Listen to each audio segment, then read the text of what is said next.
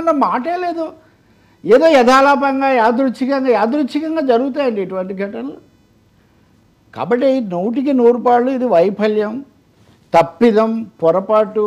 చంద్రబాబు నాయుడు కూడా అసహనం వ్యక్తం చేశారు అని చైర్మన్ దానికే చెప్తున్నారు. అసహనం వ్యక్తం చేశారు. అధికారుల మీద ఎవరు, ఒకరి మీద ఇద్దరి మీద చర్యలు తీసుకుంటే కుదరదండి. సమూలమైన ప్రక్షాళన జరిగితే తప్ప. రెండవది డైవర్ట్ అయిపోయింది ఇష్యూ. ఇక్కడ భక్తి ప్రపత్తులు, భక్తి భద్రత, ఇవి రెండు అక్కడ ముఖ్యమండి. భక్తి భద్రత శుభ్రత, వీటి నుంచి పూర్తిగా రాజకీయమయమైపోయింది, పొలిటికలైజ్ అయిపోయింది. ఈ పొలిటికలైజ్ అయిపోయి ఇప్పుడు అందుకే పొద్దున్నీ చూస్తే మనకు టీడీపీ వైసీపీ నాయకులు అటు ఇటు మాట్లాడేవో మనకు కనిపిస్తాయి. ఇక్కడ టీడీపీ ఎందుకు, వైసీపీ ఎందుకు సార్? 7 గంటల వారికి నమస్కారం పెట్టుకుందామని పోయిన వాళ్ళు ప్రాణాలు కోల్పోయారు. మీరు ఆ ఫోకస్ ఎక్కడ ఉండాలి సార్? నిన్నటి నుంచి ఒక వర్గం ఇదేదో కుట్ర కోణం అని చెప్పి అదొకటి రైస్ సార్. అదే నేను నిన్న సాయంత్రం చేసినప్పుడే చెప్పాను మీకు, ఇవన్నీ ఒక సినేరియోలు మనకు బాగా అలవాటు అయిపోయినాయి. కుట్ర కోణం అయితే కూడా నిఘానే కదా పట్టుకోవాల్సింది. కుట్ర జరిగిందని మీరు చేసే ఆరోపణ నిజమైతే కుట్రను ఛేదించడంలో విఫలమయ్యారా? లడ్డు అప్పటి నుంచి కుట్ర అని చెప్తున్నారు కదా. మరి కుట్ర అనేవాళ్ళు దానికి ఎవరో 20 మందో 10 మందో అన్యమతస్తులు చేస్తారా? ఇంత పెద్దది చేశారని మీరు చెప్పగలరా? అప్పుడు అధికారంలోకి వచ్చిన తర్వాత కూడా ప్రభుత్వం 6 నెలల తర్వాత గత ప్రభుత్వమే బాధ్యత అన్నది ఎటువంటిదో నేను అంతా ప్రక్షాళన చేస్తాను, ఇక్కడ ఏం జరుగుతుందో నాకు తెలుసు, పూర్తి విషయాల మీద నాకు పట్టుంది అని చెప్పిన వాళ్ళు ఇదేం పెద్ద కాపలా పెట్టడము, తొక్కిసలాట జరగకుండా చూడడం. ఇప్పుడు ఏమన్నారు, గేటు చాలా తొందరగా తెరిచారు. ఇది అందరినీ ముందేమో అందరినీ ఒక చోటికి చేర్చారు. 94 కౌంటర్లకు చేసిన వాళ్ళు ఒక చోటు ఉన్నారు అనుకుందాం, వాటిని ఒక్కసారిగా గేట్ తెరిచారని ఎవరి నిర్ణయం తీసుకుంటారు? అంటే ఇంతమంది యొక్క భద్రతతో ముడిపడిన విషయాన్ని ఎవరో ఒకరు తేలిగ్గా తీసుకుంటారా? ఎక్కడ మీ ప్లానింగ్? ఆర్టిఫిషియల్ ఇంటెలిజెన్స్ ఏఐతో నేను చేస్తానన్న వాళ్ళు, ఇది ఏఐ కాదు, ఆర్డినరీ ఇంటెలిజెన్స్ కూడా ఆర్టిఫిషియల్ ఇంటెలిజెన్స్ కాదు. ఆర్డినరీ ఇంటెలిజెన్స్ వాడితే కూడా ఈ పరిస్థితి వచ్చేది కాదు. ఇప్పుడు కీలకమైన అంశం ఏంటి? దర్శనాల దగ్గర లేదా దాంట్లో వైకుంఠం కాంప్లెక్స్లో తొక్కిసలాటలు ఆపడం అనేది కదా అసలు తొక్కిసలాట నిరీక్షణ ఆపాలన్నది. ఇది నిజానికి దానికి ఒక గుణపాఠం లాంటిది. మన శ్రద్ధ చాలట్లేదు, మన ఏర్పాట్లు చాలటం లేదు, అన్నింటినీ మించి మన నియామకాలు, మొహరింపులు, సిబ్బందిని పెట్టడం. అరే అఖిలాండ కోటి బ్రహ్మాండ నాయకుడికి తన భక్తుల భద్రత కల్పించేపాటి సిబ్బంది కూరబడ్డారా?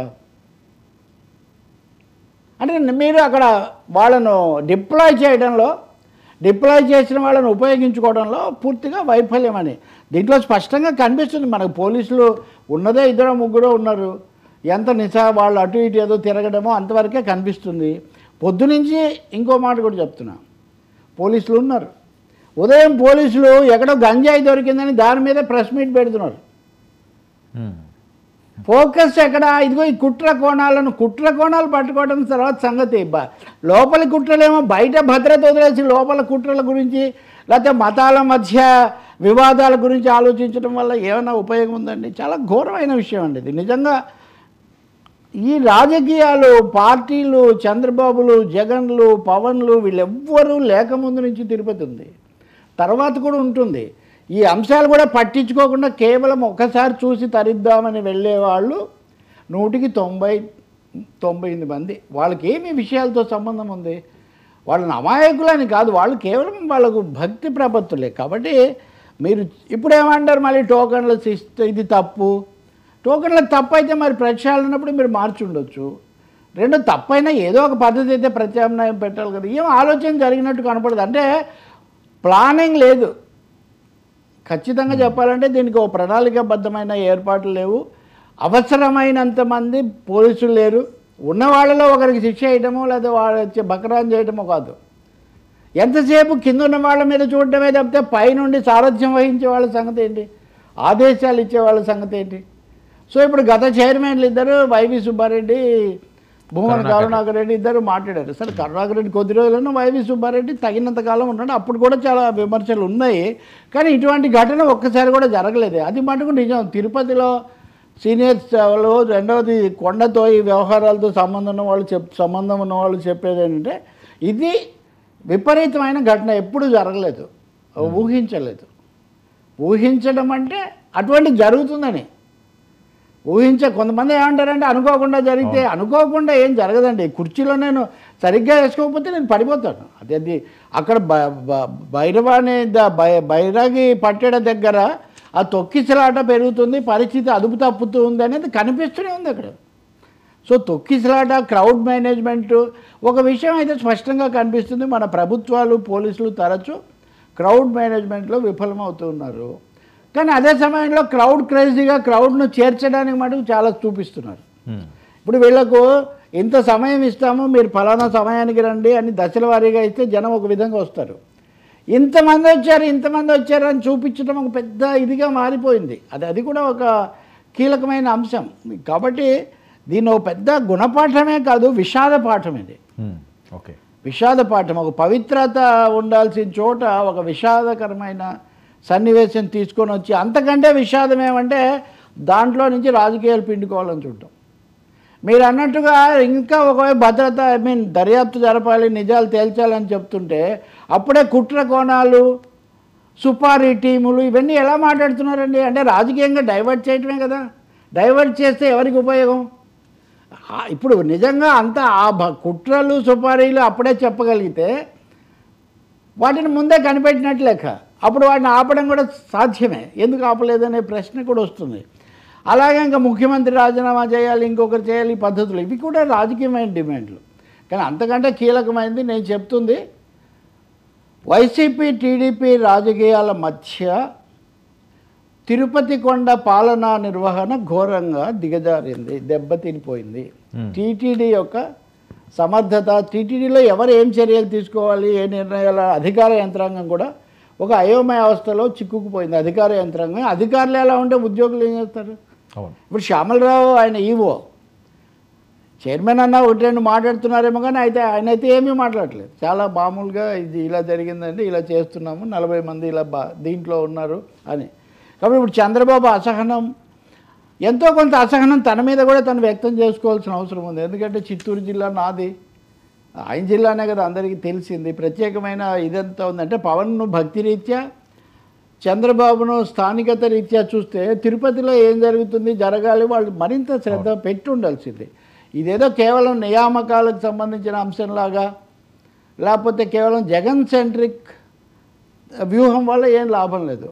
తిరుపతిలో విశ్వాసం కూడా ఇప్పుడు పొద్దున్నుంచి ఏంటంటే దర్శనాలు రద్దు అవుతాయంటున్నారు, దర్శనాలు రద్దు కావు, ఉంటాయని చెప్పడానికి ఎక్కువ ప్రాధాన్యత ఇస్తున్నారు. ఇంత జరిగిన తర్వాత అట్లాంటివి కొన్ని రావచ్చు, కానీ మళ్ళీ ఆ కన్ఫ్యూజన్ ఎవరు క్రియేట్ చేశారు? మీకు బాగా తెలుసు కదా, మీరు చెప్పండి మీ దీంతో. ఇది వినలేకపోతున్నాం, ఏది నిజమో నమ్మలేకపోతున్నాం, అలా ఉంటున్నది. అనుకోండి, జరుగుతున్న దాన్ని బట్టి వచ్చే ప్రశ్నలు సందేహాలు ఉంటాయి కదా ఖచ్చితంగా. లేదండి, దర్శనాలకైతే ఆటంకాలు కలిగించి ఆ సాహసాలు అయితే చేయరు. ఎందుకంటే ముందు నుంచి ఇదంతా కూడా స్లాట్లు బుక్ అయిపోయి ఉంటాయి కదా, అప్పటికప్పుడు చేసేవి ఏం లేదు. జనరల్గా కొండ మీదకి వెళ్ళిన వాళ్ళు అయితే డైలీ వాళ్ళు వెళ్తారు తప్పించి దాన్ని క్యాన్సిల్ చేసి చేయలేదని చైర్మన్ కూడా చెప్తున్నారు. కానీ దాన్ని పక్కన పెట్టి ఇప్పుడు పోయిన ప్రాణాలు భవిష్యత్తులో ఇటువంటివి జరగకుండా ఉండడం అనేది ఇది కీలకం కదా. దీని మీద చాలా స్వతంత్రమైన ఉన్నత స్థాయి దర్యాప్తు జరగాల్సిన అవసరం ఉందా లేదా అనేది మొదటి ప్రశ్న. అటువంటి చర్యలు అయితే ఇంతవరకు ఏమీ సూచనగా, మరి చంద్రబాబు వెళ్ళి చూసిన తర్వాత ఏమన్నా చెప్తారేమో మనకు తెలియదు. ఇప్పుడు 25 లక్షలు 25 లక్షల సహాయం అని ఏదో అంటున్నారు, కాదు 1 కోటి రూపాయలని వీళ్ళు అంటున్నారు. ఇలాంటప్పుడు ఉదారంగా ఇవ్వటమే చాలా మంచిది. కానీ నా కీలకమైన ప్రశ్న మటుకు అట్లాగే ఉంది. లడ్డు సమయంలో అంత ఆదుర్ద, అంత హడావుడి, అంత వివాదం చేసినటువంటి వాళ్ళు, సనాతన ప్రకటనలు చేసిన వాళ్ళు సాధారణ భద్రతను ఎందుకు నిర్లక్ష్యం చేస్తున్నారు? రాజకీయ వివాదాలకు ఇచ్చినటువంటి ప్రాధాన్యత సాధారణంగా ఉద్యోగులు, తర్వాత ఇది సిబ్బంది, తర్వాత భక్తులు, సందర్శకుల యొక్క భద్రతకు ఇవ్వడం లేదు. ప్రమాణాలు దిగజారిపోతున్నాయి. అది చాలా స్పష్టంగా కనిపిస్తుంది మనకు. సో ఇలాంటివి మళ్ళీ రిపీట్ కాకుండా సార్, BNS 194 సెక్షన్ కింద కేసు నమోదు, దాని మీద కూడా వైసీపీ వాళ్ళు వ్యతిరేకంగా మాట్లాడుతున్నారు. అదేంటి ఆ సెక్షన్ అన్నది ఎలా పెడతారని? అంటే 2 కేసులు పెట్టారంటున్నారు ఇక్కడ. తొక్కిసలాట నేను కూడా దాన్ని మరికొంచెం రెఫర్ చేసి చెప్తాను మీకు.